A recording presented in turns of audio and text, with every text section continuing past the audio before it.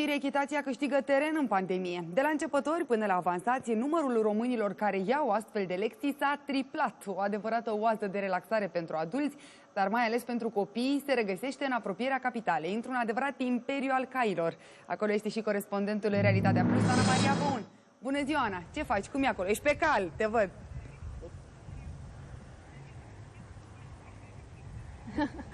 Bine te-am găsit, Arina, așa este. Astăzi îți spun bun găsit ție, dar și telespectatorilor noștri, alături de Oscar, unul dintre căluții de aici, de la Centrul de Echitație, care se află lângă capitală, o adevărată oază de liniște și relaxare, așa cum spuneai și tu, unde aleg zilnic foarte mulți oameni să vină, să se relaxeze.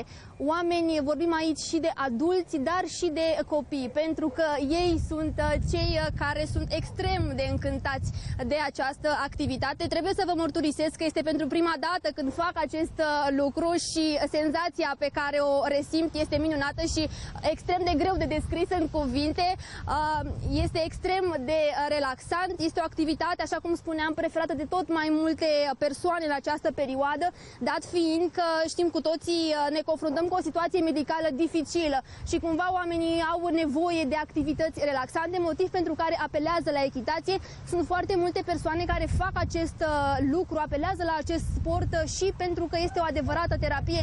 Sunt aici copii care au diverse probleme și care aleg să vină aici să se trateze. Este așadar o activitate extrem de relaxată și de plăcută care se poate desfășura aici lângă capitală. Dacă încă nu ați făcut acest lucru, eu vă spun sincer că este o activitate pe care nu o veți regreta niciodată dacă veți încerca să o faceți. Mulțumim pentru toate informațiile și este o activitate în care păstrezi distanța, nu ești obligat să porți mască, deci ai toate motivele să o alegi. Urmează, doamnelor și domnilor, la Realitate.